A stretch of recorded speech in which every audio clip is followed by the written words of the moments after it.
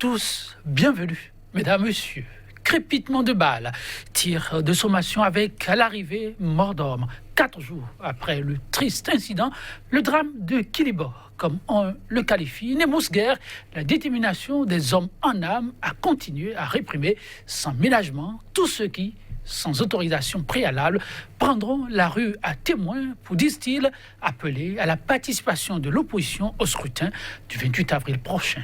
Gaz lacrymogène, coups de matraque et arrestations pleuvent de toutes parts. Aucune localité n'y échappe désormais.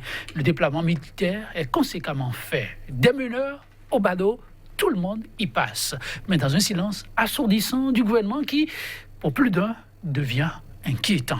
Communiqués de tout genre, lettres ouvertes et autres notes presque interpellatives sont alors adressées directement au chef de l'État pour un prompt arbitrage. Dans ce registre, celle de l'institutionnaliste est l'un des vétérans de la conférence des forces vives de la nation de 90. Il annonce Simon Narcisse Tometti. Appel de cœur du professeur Tometti à Patrice Talon. Un message alarmiste ou raisonné. Mesdames, Messieurs, c'est le thème autour duquel se fera ce numéro de votre émission Débat 100% Bénin.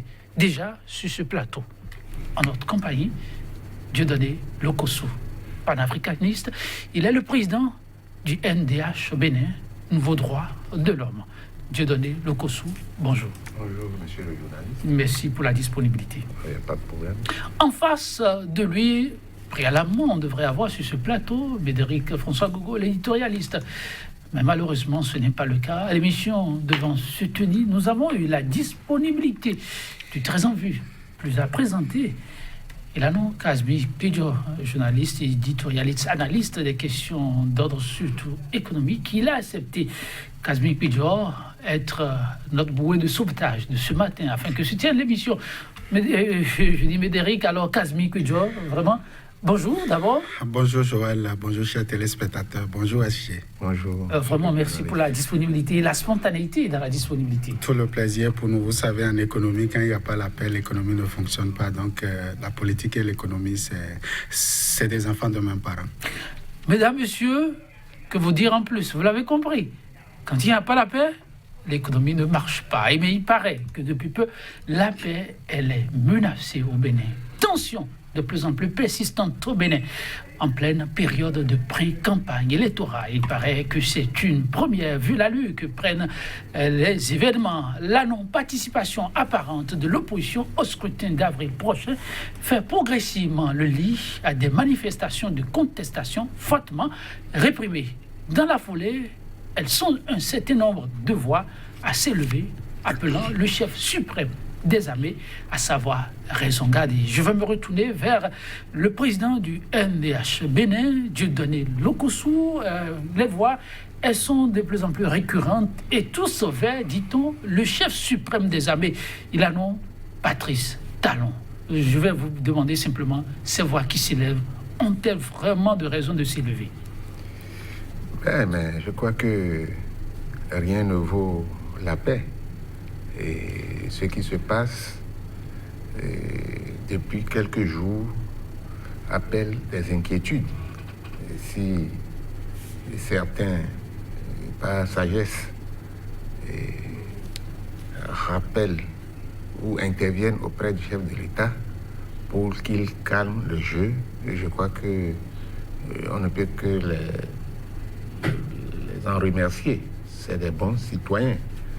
Et parce que de plus en plus, on s'éloigne de la paix qui est nécessaire pour la construction d'une économie et d'un état de droit.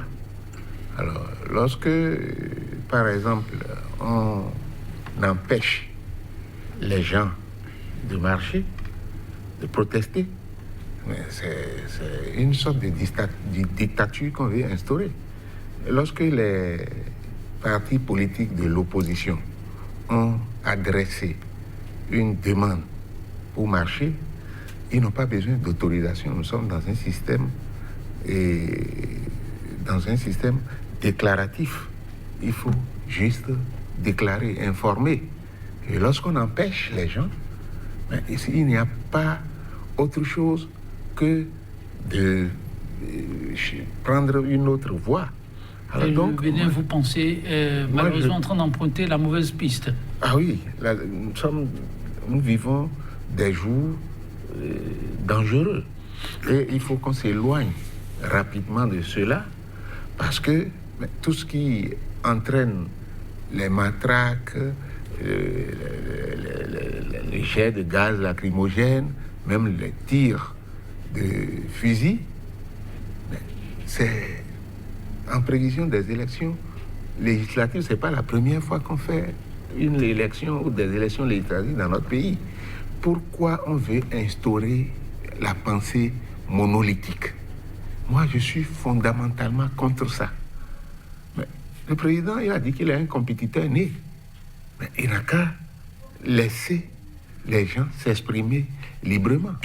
On ne peut pas accepter que l'on écarte les autres forces politiques pour qu'on se retrouve le 28 au lendemain du 28 avril avec rien que des partisans du chef de l'État. Donc, ça veut dire qu'il y a des objectifs qui sont cachés derrière cette position-là. Donc, moi, je pense qu'on a intérêt à laisser les autres compétir. C'est le peuple qui décide. C'est le peuple qui se décide, oui, c'est le nœud gordien du problème qui se pose actuellement. En attendant de revenir sur cet aspect qui divise apparemment les populations, participation ou non de l'opposition, Kasbih Kouidio, dites-nous, un peu partout, désormais sur le territoire national, ils sont un certain nombre de Béninois à donner de la voix pour demander la pleine participation, et oui, des partis politiques de l'opposition au scrutin du 28 avril. Le problème qui se pose, c'est que l'autorité aurait voulu donner d'abord son quitus avant de voir de mobilisation dans la rue. Le président du NDH bénin a précisé tout à l'heure que le Bénin est dans un régime déclaratif. En principe, vous voulez marcher, vous informer, et puis vous passez à l'acte, on vient vous cadrer.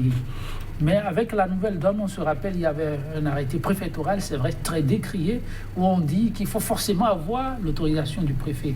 On a l'impression que les populations veulent passer outre cet arrêté, et bien, mécontents, ils descendent dans la rue et donnent de la voix. Dans la manière dont, avec la façon dont ça se passe plutôt, beaucoup commencent par craindre. Mais est-ce que le problème doit être vu sous l'angle de suivi de l'arrêté qui est toujours de vigueur, ou sous l'angle de respect simplement à l'autorité? Vous savez pourquoi le peuple descend dans les rues? C'est parce que c'est le peuple qui a le pouvoir. Le pouvoir appartient au peuple. Et à un moment donné, le peuple veut exercer son pouvoir. On n'a pas le droit de le lui empêcher. Le peuple descend dans les rues lorsque plus rien ne va, lorsque la législation est par terre, lorsque les autorités travestissent les fondamentaux de la République. On ne peut pas empêcher quelqu'un d'aller à la compétition, on ne peut pas empêcher le peuple d'exprimer sa voix. Je suis libre de dire si je suis avec Boni Yayi, ou si je suis avec Patrice Talon, ou si je suis ni avec l'un, ni avec l'autre. Je suis neutre, je ne veux rien, je suis libre de le penser. Mais officiellement, les autorités n'ont jamais refusé aux Béninois de dire qu'ils sont avec X, Y ou Z. Mais le problème qui se pose aujourd'hui, c'est qu'il y a, comme je l'ai dit, un arrêté qui dit avant toute manifestation. Non, il faut laisser l'autorisation. Il faut laisser l'arrêté d'abord de côté, parce que l'arrêté n'est pas au-dessus de la souveraineté des peuples. L'arrêté n'est pas au-dessus du pouvoir. L'arrêté, ce n'est qu'un préfet qui l'a pris, et de surcroît peut-être sous l'ordre de sa hiérarchie du ministre. Donc cet arrêté, il faut laisser ça de côté. Le peuple a le devoir de manifester, d'exprimer son point de vue. Ça, c'est un droit qui n'est pas forcément lié au Bénin. C'est un droit universel. On ne peut pas empêcher quelqu'un d'exprimer. Maintenant, vous êtes libre de l'écouter. Vous n'êtes pas obligé aussi de l'écouter. Vous avez le devoir peut-être de l'écouter, mais vous n'êtes pas obligé d'aller l'écouter. Donc le peuple se doit... Est-ce que alors l'État fait mal l'État fait très mal. Qu'il a mis là pour l'État fait très mal. L'ordre public. Mais, vous n'oubliez pas que la première manifestation à laquelle on a eu droit, c'est au niveau de la capitale du pays, Porto Novo, où des paisibles populations se sont vues dans l'impossibilité d'aller au service à l'heure par des manifestants qui voudraient voir la classe politique de l'opposition prendre part au scrutin et qui ont dû barrer la principale voie inter-État. C'est normal. Pour une manifestation, on ne peut pas rêver, faire une manifestation et donc le faire dans le sens positif. On doit pouvoir donc bloquer, on doit pouvoir paralyser. C'est pas l'essence de la manifestation, c'est ça. Il doit y avoir des casses, il doit y avoir des blocages. Bien sûr, pour que l'autorité, il faut remettre, lorsque l'autorité ne veut pas obtempérer donc à la voix du peuple, il est normal que le peuple revienne à la charge et lui montre le chemin à suivre. Le chemin de février 1990, le peuple a envie de montrer donc à Patrice Talon et à son gouvernement, à toutes les autorités, députés et tous ceux qui ont donc participé au vote donc de cette loi, à l'analyse de cette voie, à l'autorisation de cette loi, le peuple a envie de leur montrer le chemin de février 1990. Parce que il me semble que pour certains, l'amnésie a pris par là, et pour d'autres, parce qu'ils n'avaient pas participé donc à cette conférence, ils ne savent rien donc de la psychose qui a régné donc durant ce mois de février au niveau donc du palais donc au niveau de Cotonou. Je veux parler donc de PLM Alédio, voilà.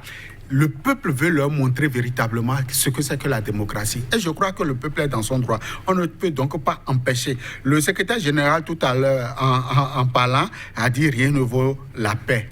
Mais moi, j'ajouterais « rien ne vaut la vie ». La vie du peuple dépend de son engagement, de la liberté que ce peuple s'est donné lui-même. Donc, pour moi, il va falloir véritablement que ceux-là qui, aujourd'hui, sont en train de demander pardon, ce n'est pas une question de pardon. La mobilisation doit être générale.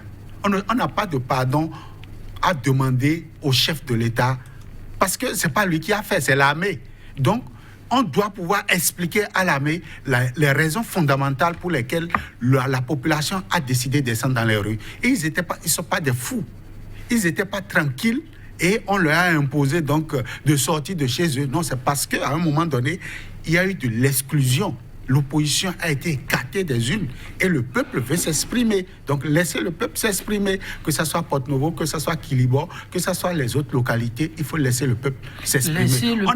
On a vu cela ici avec les secrétaires généraux des centrales qui ont été donc arrêtés aussi à un moment donné. En son temps, on avait pensé que c'était donc le préfet, le tout-puissant préfet, d'alors qui le faisait. Mais aujourd'hui encore, à près de 350 km donc de Cotonou, on revoit encore le même scénario. On revoit le même scénario à Porte-Novo. Donc, j'ai quand même l'impression que ce n'est pas les préfets en réalité qui prennent cette décision. Il y a quelqu'un, quelque part, qui est en train donc de prendre cette décision. Et on ne peut pas prendre l'argent du peuple parce que les armes donc, dont on fait usage aujourd'hui, c'est l'argent du peuple qui a acheté donc ces munitions-là. On ne peut donc pas prendre l'argent du peuple et encore le matraquer ou bien le gazer ou peut-être le tuer donc avec les munitions. Par rapport au mot que vous sortez, là, je vais me retourner vers Dieudonné Lokosso, le président du NDH au Bénin, qui a l'habitude de ce genre de manifestations. Est-ce que les informations qu'on relaie parlant de ces mouvements, on ne fait pas un peu dans l'excès? Vous avez sans doute suivi une des autorités qui compte dans l'armée dire qu'il n'y a jamais eu mort d'homme, qu'il n'y a jamais eu d'excès. Alors, quand parallèlement, il y a de ces retours qui parviennent, qu'il y a eu excès, qu'il y a eu mort d'homme, matraquage et autres, on gère ces genres d'informations comment? Non, moi je pense que vous avez parlé tout à l'heure de l'arrêté du préfet. Oui. Mais l'arrêté n'est pas au-dessus de la Constitution. Donc, lorsque les gens veulent choisir la voie légale et ils sont empêchés, mais ça veut dire qu'on est dans un état de non-droit.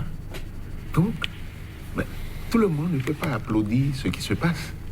Mais pour mesurer le progrès de notre démocratie, il doit y avoir des pensées contraires. Les gens doivent exprimer leurs sentiments. Alors, ce n'est pas quand le peuple se tait qu'il y a approbation. Moi, j'ai été très déçu lorsque j'ai vu un commissaire passer sur les écrans d'un de vos confrères Oui. dire qu'il n'y a pas eu, on n'a enregistré aucun mort. Et vous avez été déçu, pourquoi? Moi, j'ai été déçu parce que ça, c'est le contraire de la vérité. Il a fait économie de vérité comme ils le disent eux-mêmes en politique. Mais j'ai été surpris le lendemain de voir sur les réseaux sociaux un homme abattu.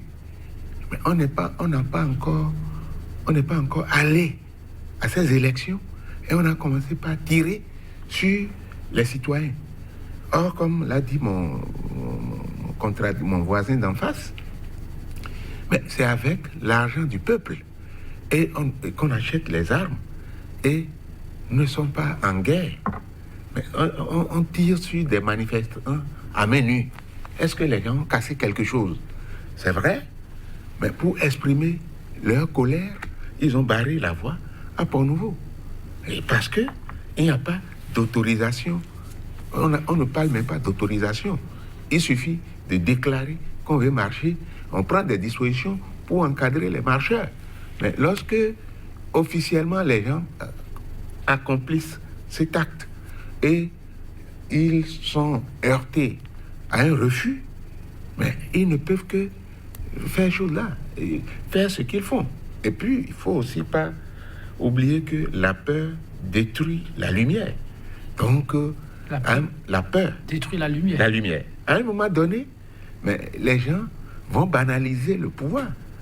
Parce que, n'oublions pas que nous avons vécu un régime plus dur que le PAPB ici, mais c'est le peuple qui a parlé et Kérékou est revenu à la sagesse, a organisé la conférence qui a débouché sur le multipartisme intégral, ce qu'on met dans les blocs.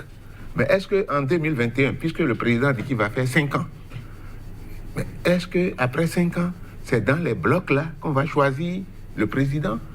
En tout cas, pour l'instant, la marche se poursuit. 5 ans, c'est encore un peu loin. 2 ans, il faut attendre. Mais ça va ici à ces élections. Moi, j'ai des inquiétudes, tout simplement. Oui. Parce que si l'opposition n'est pas partie prenante, nous nous retrouverons dans un système parlementaire monocolore. Donc ça veut dire que, comme je l'ai dit, il y a quelque chose qui est caché, mais qu'on finira par découvrir.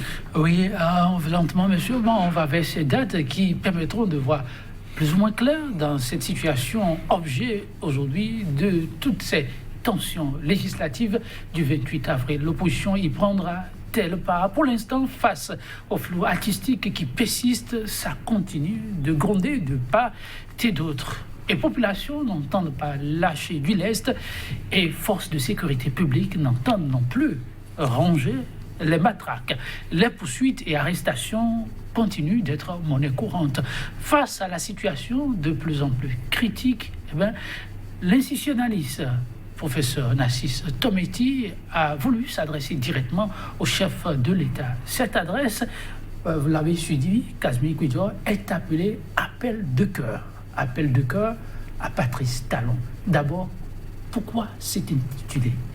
Non, je respecte l'autorité, je respecte donc le scientifique qui a donc rédigé ce texte-là, mais moi, personnellement, je ne suis pas d'accord avec l'intitulé parce que quand le cœur saigne, il n'y a plus d'appel de cœur. Quand le cœur saigne, on ne peut plus donc inviter quelqu'un à remettre la balle à terre. Vous restez du côté du peuple et vous assumez les conséquences. Vous savez, quand ça a lieu à Port-Nouveau, bon, on peut dire il n'y a pas trop de dégâts. C'est la police républicaine, on a compris. Mais vous avez vu le cas de Kilibo, on a fait débarquer l'armée. C'est dangereux pour le chef de l'État. C'est dangereux pour l'image du pays. C'est quoi la nuance que vous avez voulu faire sortir? La police est du ministère de l'Intérieur, donc gère tout ce qui est sécurité.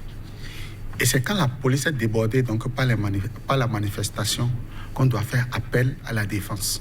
La défense, c'est pour la sécurité du territoire. c'est pour tout ce qui va attaquer le Bénin, ou bien c'est pour donc l'aide que le Bénin peut apporter à l'extérieur. Donc la police n'a pas manifesté son incapacité à gérer la situation. Vous savez, un militaire, ça ne raisonne pas. C'est halte et ça tire. C'est 3 fois la sommation et ça sort des balles réelles. La police peut tirer dans une foule opaque de 1000 personnes et dégager un hors-la-loi. Mais l'armée ne connaît pas ça. Lorsque l'armée tire, c'est des rafales. Ça détruit sur son passage et après le passage de l'armée, c'est que c'est des casses, c'est des vies humaines qui en pâtissent. C'est ça la différence. Et donc, à Kilibo, lorsque la population a sorti donc des simulacres de statues sur la voie publique, a sorti donc des jouets sur la voie publique, est en train de s'amuser sur l'espace public, on ne peut donc pas faire débarquer l'armée républicaine parce que ce n'est pas la sécurité, c'est l'armée. Ce que vous appelez simulacre, vous y connaissez? Parce que rien ne me prouve, jusqu'à présent, le gouvernement ne m'a pas encore prouvé que ce qu'on a mis sur la voie, que c'est des fétiches. Moi, je suppose que c'est des poupées qu'on a mis sur la voie pour peut-être dissuader, parce que en politique, tous les moyens sont les bienvenus. Même l'intimidation, le peuple est capable d'utiliser des simulacres de bébés sur la voie pour dire nous bloquons la voie. Pour dire, et vous avez vu, c'est sous une bâche qu'ils ont organisé. C'est une manifestation d'ordinaire. Peut-être que c'est une fête des chasseurs de la localité qu'ils ont organisé. Une bâche sur une voie publique, ça fait quand même pas aussi républicain. Le secrétaire général a dit, nous sommes dans un régime déclaratif. Lorsque l'espace public doit être donc mis à contribution, on a toujours vu, non? Par ici, du lundi au lundi, nous avons toujours vu des manifestations sur la voie publique. Si le peuple décide de manifester sur la voie publique, je ne sais pas en quoi ça gêne. Il faut juste que la police vienne cadrer ça pour qu'il n'y ait pas donc de casse. Et donc, moi, j'estime pour ma part que pour une manifestation aussi banale, pour un jeu donc de spectacle que le peuple a organisé, on ne peut pas faire débarquer l'armée républicaine avec des gilets. Eux, ils ont porté des gilets par balle. Ça veut dire l'intention est d'aller en guerre. L'État béninois n'est pas en guerre. Et si l'État béninois était en guerre, pourrait-il être en guerre contre lui-même? Est-ce que l'État béninois, est-ce que l'État-major des armées du Bénin est en guerre contre le peuple béninois? Si c'est ça, dites-nous cela et nous allons donc informer l'opinion internationale. Kasmi Pidjo de l'autorité est toujours attendu, qui va dans les tout prochains jours, peut-être dans les heures à venir, clarifier la situation. Mais en attendant, les mots utilisés, que vous venez d'utiliser, sont aussi ceux du professeur Nassis Tometi. Le Bénin n'est pas en guerre. Alors, il dit ceci, je le cite, avant de retourner vers M.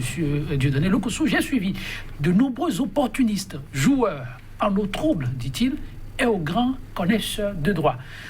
Alors que si ça pète, comme disent les militaires, ils seront les premiers à fuir. J'invite, dit-il respectueusement, le président Talon à siffler la fin de la récréation, car nous apportons là une pente dangereuse pour le pays. Je crois que le professeur Narcisse,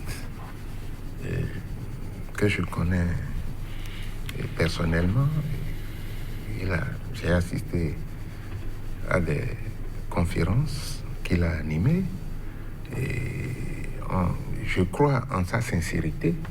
Et si il en est arrivé là, c'est pour prévenir quelque chose qu'on nous cache. Parce que, effectivement, nous ne sommes pas en guerre. Aujourd'hui, on parle de police républicaine. Ce n'est pas constitué que des policiers. Il y a des gendarmes. C'est les deux forces qui sont habilitées lorsqu'il y a des troubles entre griffes à l'ordre public. Ils peuvent encadrer et faire en sorte. En France, on a vu avec les gens de gilets jaunes, mais on n'a pas sorti l'armée. C'est la police, pas même la gendarmerie. C'est la police. Et là, on a vu des casses.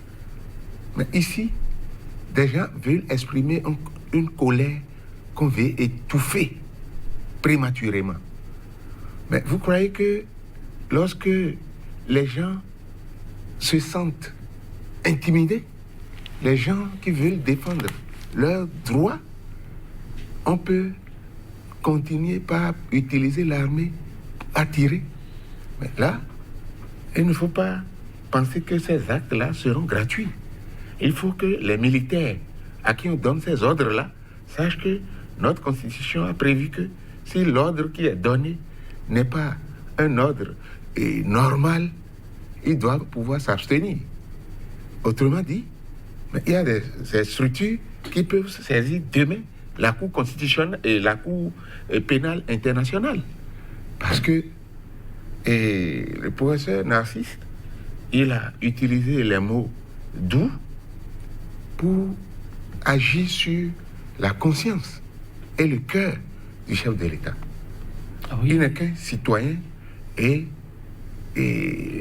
lorsqu'il interpelle le chef de l'État, parce que tous ceux qui l'entourent, il y a plein d'opportunistes. Il y a des gens qui, pour des questions d'intérêt matériel, sont là et ils sont encore systématiquement reconduits. Mais lorsqu'on parle, par exemple, de la... Je vais faire cette petite digression. On nous a parlé de la révision de la Constitution et la dernière tentative, c'était pour que les femmes soient admises dans des structures. Mais le président lui-même, il a formé son gouvernement, mais là, il a toutes les libertés d'intégrer le nombre de femmes qu'il veut. Il ne l'a pas fait. Mais au Togo, tout près, qui n'est pas un modèle aussi, c'est une femme qui est aujourd'hui présidente de l'Assemblée. Donc, on est en régression. Lorsque on argumente pour une révision de Constitution que c'est pour faire intervenir les femmes dans les structures de décision, mais la preuve aujourd'hui, les deux blocs et les sous-blocs qui appartiennent au chef de l'État, on a vu combien de femmes ont été proposées comme candidates à la députation. Comme pour dire que le chef, vous voulez le voir plus salade pour voir croire à là où il veut aller. Tout à fait. Les échanges entre le chef et ses partenaires sociaux. Ensuite, oui, allez-y. Le blocage de l'opposition à travers ce qu'ils ont inventé de toutes pièces comme certificat de conformité, parce que lorsque les députés ont voté la charte, mais la Cour constitutionnelle avait la possibilité d'introduire son certificat de conformité, dire bon, que le truc n'est pas complet. Mais c'est comme si la Cour constitutionnelle s'est érigée en parlement pour prendre un machin complémentaire pour bloquer les gens.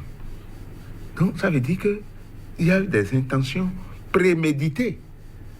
Et sachant qu'ils sont devenus impopulaires, parce que le peuple est affamé, on ne peut pas faire la démocratie avec la faim. Il faut prendre des mesures pour bloquer les gens. Mais ça, ce n'est pas on n'est pas dans une dynamique de la paix. En tout cas, on est dans une absence de dynamique de la paix, manifestement sur le terrain, oui, mesdames, messieurs, une fois encore, ça ne sent pas la quiétude. Le professeur Narcisse Tometi disait tout à l'heure, Dieudonné Lokossou a utilisé des mots doux pour atteindre le cœur du chef de l'État, mais au-delà aussi, des images ont été utilisées. C'est un appel, donc, disait-il, un appel de cœur que je vous lance, parlant du chef de l'État, pour avoir vu et vécu les bêtises humaines en Centrafrique, en Côte d'Ivoire et dans le nord du Mali. Une banalité au départ qui finalement devient de la pourriture.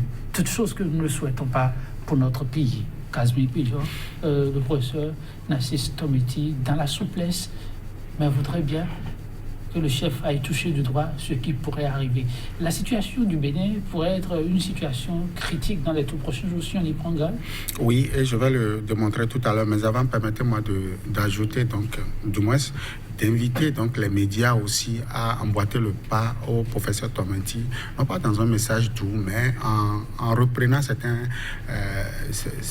enrobés, certains magazines, certaines émissions, certaines images de ces pays-là, les canages, les chaniers, le Libéria, la guerre de Biafra. Donc, quand vous dites ça, vous ne faites pas dans l'excès. Est-ce que le Bénin, non, ce n'est pas un excès, c'est des réalités. À l'ère actuelle, a besoin de vivre ces images. Il faut jouer ces images. Vivi l'International a fait passer quelques-unes de ces images dans ses clips pour sensibiliser, pour choquer. Parce que le message doux, lorsque vous avez... C'est pas tous les cailloux qu'on casse avec de petits marteaux. Il y a des cailloux qu'on casse avec de gros marteaux. Lorsque vous arrivez là, lorsque l'autorité lui-même se met dans cet excès, il faut lui jouer les conséquences du passé. Vous savez, ces pères l'ont appelé. C'est pas Esnilo. La rencontre du chef de l'État avec ses pères de la sous-région, c'est pas Esnilo. Et la cellule de communication extérieure nous a envoyé quelques messages qui ont filtré de leur rencontre où on demandait, ils ont présenté la situation dans la sous-région qui n'est pas des plus reluisantes. Nous avons le Boko Haram au Nigeria, nous avons les djihadistes au Niger, au Burkina Faso, au Mali, un peu partout. Nous sommes encadrés par ces messieurs qui frappent. Même dans nos eaux, nous avons des pirates qui nous frappent dessus. Et vous-même, vous décidez donc de créer la situation conflictuelle. Vous avez une localité qu'on appelle Kilibo, qui est frontalière avec le Nigeria. Si demain, pas Mégade, ces messieurs commencent donc pas frapper, vous allez vous en vouloir. Il faut avoir le courage de le leur dire. Le dire, ce n'est pas que nous incitons à la violence. Nous avons déjà un acquis. Il a dit, le secrétaire général, nous avons des acquis, nous avons évolué, mais n'allons pas encore en arrière. Il va falloir que les chargés de communication, les conseils techniques du chef de l'État l'amènent à comprendre. Parce que peut-être l'autorité seule n'a pas la science infuse de la connaissance. Et donc, il faut attirer son attention sur les actes que nous posons aujourd'hui. Pour un et, où la Côte d'Ivoire a basculé jusqu'à aujourd'hui. Jusqu'à aujourd'hui, la Côte d'Ivoire n'a pas encore retrouvé son équilibre. Mais nous, on est allé au-delà de ce et de ce où-là. Nous-mêmes, nous avons pris les armes contre notre peuple. Mais attendez, arrêtez ça. Arrêtez ça, c'est pas bon. Il faut le leur dire. Et je crois que sous Yahi, Lamé avait joué ce rôle-là. Ils ont invité les médias, ils ont joué donc ces films-là du passé, d'autres pays, où vous voyez des crânes humains. Ils ont cassé des crânes humains. Il y a beaucoup d'images qu'on a jouées aux médias, qu'on a remis aux médias d'aller diffuser, pour montrer donc à tout le monde, quand ça commence, voilà ce à quoi on assiste. Personne n'aurait voulu que le Bénin se transforme en ça. On est en paix. Garantissons-nous cette paix-là. Et les élections législatives ont été déjà organisées depuis 90. Depuis décembre 90, les élections législatives ont été organisées par la Constitution. Ce n'est qu'une question de routine. Une question de routine. Ce n'est qu'une question de routine. Les législatives seront les toutes premières élections qui seront organisées sous le régime talon. Mais ça part comme sur des chapeaux de roue avec des étincelles dans l'air qui pourraient peut-être s'amplifier dans les jours à venir. Pour le professeur Nassis Tomiti, qui constitue le point d'ancrage de l'émission du jour, le chef de l'État, Dieudonné Lokossou, dit-il, reste la seule personne par qui la paix fragile aujourd'hui peut être préservée, mais également la personne par qui le pire peut survenir. Il ajoute ceci: j'invite le chef à écouter plus son peuple que ses conseillers. Est-ce que ça fait honnête d'inviter le chef à écouter plus le peuple que ses conseillers? Qui détient la souveraineté? C'est le peuple. C'est le peuple. Mais quand on demande au peuple de rester à la maison pour dire son mécontentement à la maison et qu'il décide de venir dans la rue, est-ce que ce peuple, on peut l'écouter? Mais je prends encore l'exemple des gilets jaunes. Est-ce que c'est un bon exemple, ça? Non, mais écoutez, c'est pas un bon exemple, mais le Bénin n'a pas inventé la démocratie. Nous sommes en train de pervertir notre démocratie. Alors, lorsque en France, malgré toutes les lois, les gens passent derrière pour manifester leur mécontentement. C'est un mécontentement généralisé et c'est depuis novembre que ça a commencé. Ça n'a pas encore pris fin. Mais vous avez vu, le président lui-même, il a quand même été sensible et il descend dans les arènes, il rencontre les citoyens français. Bien qu'il ait choisi de faire ça, la colère, ce n'est plus comme au début, mais ça a commencé par s'abaisser. Mais ici, le chef de l'État ne doit pas faire la sourde oreille. Et parce que, comme je l'ai dit, la souveraineté appartient au peuple. Et on ne peut pas exprimer sa colère en prison ou dans les chambres à coucher. Mais on menace, on dit on va arrêter les gens. J'ai écouté une dame sur les réseaux sociaux, elle a dit on n'a qu'à élargir les prisons. Oui, on a entendu ça. Oui, donc ce n'est pas la prison la solution. Si on met tout le peuple, si tout le peuple descend aujourd'hui, on va tous les mettre dans les rues, qui ira voter? Donc moi je pense que cette adresse du professeur Tometi doit être prise au sérieux et il ne faut pas défier le peuple. Il ne faut pas défier le peuple. Ah oui, le peuple, une fois encore, le peuple. Mais la solution, Martel Narcisse Tometi, c'est vrai que déjà sur un plateau précédent, il y en a qui ont martelé avec insistance que la solution, une fois encore, reste le chef de l'État. Mais lorsque vous avez à gérer tout ceci et à faire face à un défi que votre peuple vous lance, est-ce que c'est facile de pouvoir se retourner vers encore ce peuple? Non, ce n'est pas le peuple qui lance le défi au chef de l'État. Ça ne fait pas un défi? Non, quand pas vous du dites tout à votre peuple, laissez-moi faire et ensuite nous allons apprécier. Non. Et le peuple dit, non, voici la voie que nous souhaiterons que ce n'est pas le peuple vous qui a lancé empruntez. le défi, c'est le chef de l'État, c'est le gouvernement, c'est cet arsenal étatique qui lance un défi au peuple, et un mauvais défi. Et moi j'ajouterais, il faut que les gouvernants cessent de jouer avec les nerfs des Béninois. Ils sont en train de jouer. Pourquoi vous ajoutez ça? Oui, parce que irriter le peuple, ça ne sert à rien. Ça finit toujours par des casses. Il ne faut pas irriter le peuple. C'est le peuple qui a la souveraineté. Ce n'est pas le chef de l'État qui a la souveraineté de la nation, de la République. Non, c'est le peuple qui a sa souveraineté. C'est le peuple qui t'a confié son pouvoir. Et s'il le dit, donne-moi mon pouvoir, tu le lui retournes. C'est le peuple qui a organisé en 90, enfin, les insurrections jusqu'à la lisière de 90, qui a abouti donc à cette conférence. C'est le peuple qui l'a voulu et qui a dit désormais, voilà notre fétiche, voilà comment ce fétiche va se comporter. Et vous êtes venus, vous avez enlevé le bras gauche du fétiche, vous l'avez remplacé par donc des objets très peu donc conseillés, vous avez enlevé le bras droit, vous avez enlevé la tête, vous avez décapité le fétiche et vous en avez transformé à votre aise. Et aujourd'hui, le fétiche, il ne s'appelle plus fétiche, il s'appelle défi. Vous défiez le peuple. Non, ce n'est pas possible. Vous ne pouvez pas aller à une élection dans ces conditions-là. Vous ne pouvez pas organiser une élection, même à la FIFA. Même à la FIFA, la Fédération internationale de football, association, les matchs amicaux qui se jouent sur les continents, de pays en pays, c'est toujours entre deux adversaires. Même un match amical, c'est deux équipes qui sont sur le terrain. Ce n'est pas l'équipe A des écureuils contre l'équipe B des écureuils qu'on appelle match amical à la FIFA. À la FIFA, le match amical, c'est le Togo contre le Bénin ou c'est le Bénin contre la France, je ne sais pas trop. Donc, la compétition engage toujours deux personnes. Deux personnes doivent aller en compétition. Si ce n'est pas ça, ce n'est pas élection. C'est une nomination. Et le peuple n'a pas accepté ça. Le peuple dit, je te donne le pouvoir. Mais en contrepartie, je lègue une partie du pouvoir à d'autres personnes. Respecte ça. Tu as déjà le pouvoir législatif à 65%. Qu'est-ce que tu vas faire encore avec les députés? C'est juste pour la ratification d'accords de prêt? Je ne sais pas. Tu as dit 5 ans. 5 ans. Tu as dit tu vas aviser. OK, on te laisse aviser. Prends même les 10 ans. Prends les 10 ans. C'est pas grave. Mais laisse le fétiche. Permets au fétiche de continuer donc par recevoir son huile rouge, de continuer par recevoir les sacrifices. Mais toi, tu veux détruire le fétiche. Le fétiche n'est pas à toi. Il n'était pas à la conférence nationale. La plupart de ceux qui sont là aujourd'hui n'étaient pas à la conférence.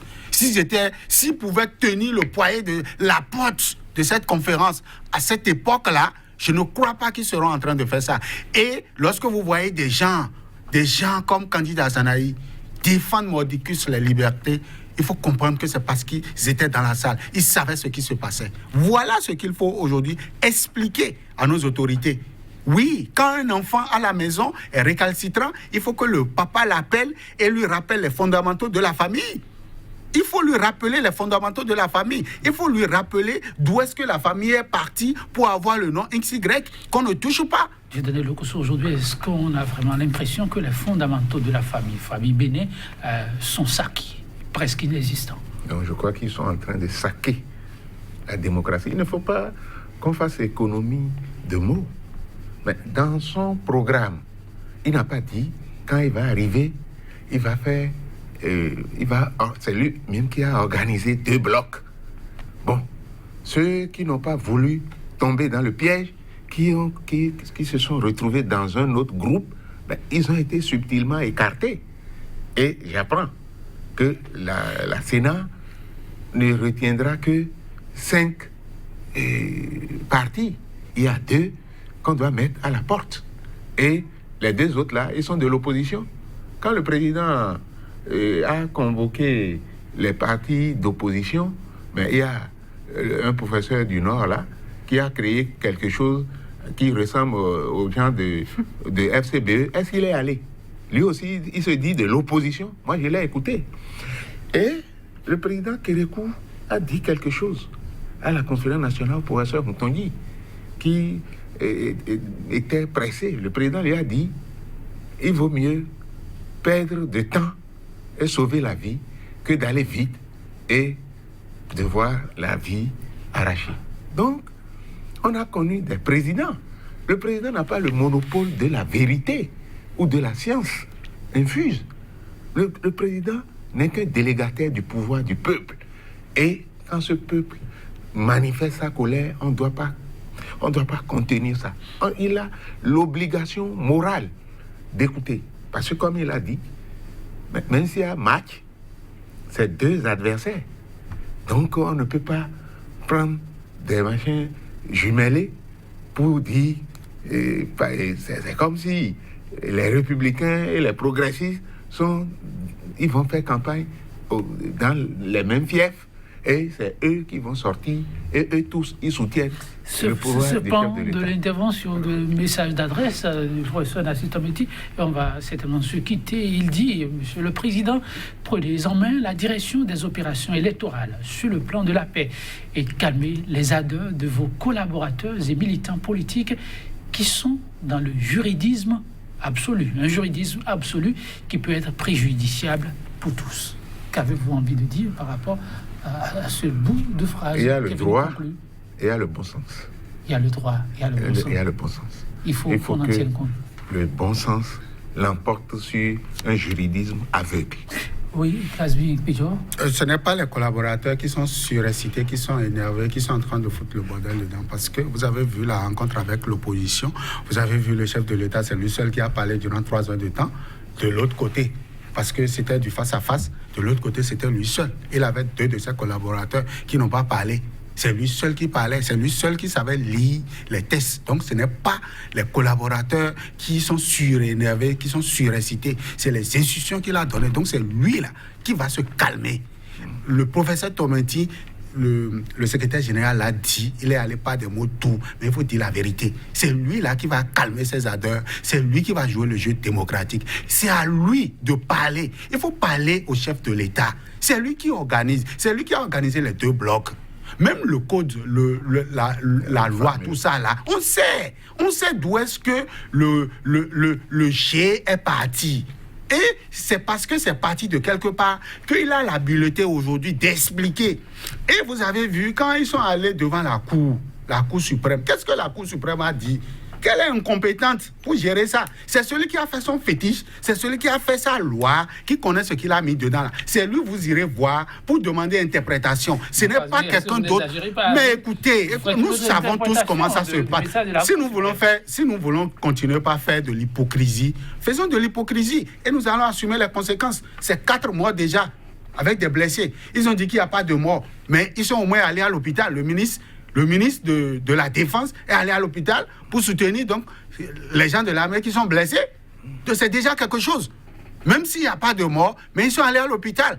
C'est de ça il s'agit. C'est de prendre nos sous pour aller soigner des soldats à l'hôpital. C'est de ça il s'agit. Donc, si on veut faire de l'hypocrisie, on ira donc assister les gens à l'hôpital. Donc, il faut dire la vérité, que le chef, c'est pas de ramener la balle à terre, que le chef abandonne ce terrain-là et aille sur le terrain des bonnes élections. Qu'on donne à la Sénat encore 2 ou 3 jours pour reprendre encore quelques listes, pour qu'on aménage les choses, pour que la date du 28 soit véritablement respectée. Ou bien qu'on déclare une situation inconfortable. Ils savent comment ça se fait à l'Assemblée nationale, qu'on prolonge de 2 ou 3 mois, je ne sais pas comment ils vont faire, pour véritablement organiser les élections. Parce qu'avec ce qui se passe là, si chaque fois on va convoquer, il est là, Magneto Maestro, et c'est lui seul qui sait interpréter, qui sait lire les textes et qui sait les expliquer au peuple, le peuple n'est pas bête. On a été tous à l'école. C'est nous tous qui avons été à l'école. Et on sait lire la loi. Merci Kazmi Kouidjo. On a compris, oui. Non, juste je crois en 30 secondes. Je pense que nous sommes, depuis 29 ans, on est dans un état de paix. Il ne faudrait pas qu'on vienne remettre en cause notre démocratie. Parce qu'on ne peut pas faire seul la démocratie. Merci. Faire la démocratie avec des opportunistes. Merci à vous, Dieudonné Lokosso. On ne peut pas faire seul la démocratie, c'est impensable. Le message est entendu. Merci aussi à vous, Kazmi Kouidjo, remettre la balle à terre. Vous dites il faut carrément calmer le jeu afin que la démocratie béninoise renaisse de ses cendres. 100% bénin, mesdames, messieurs. Oui, ainsi s'arrête l'émission du jour. Je vous fausse donc compagnie. Mais avant cette citation de l'ancien homme d'État français, Charles de Gaulle, je le cite, « Ce qu'il faut surtout pour la paix, dit-il, c'est la compréhension des peuples. Les régimes passent, mais les peuples, eux, ne passent pas. » Bonne méditation chez vous. À très bientôt.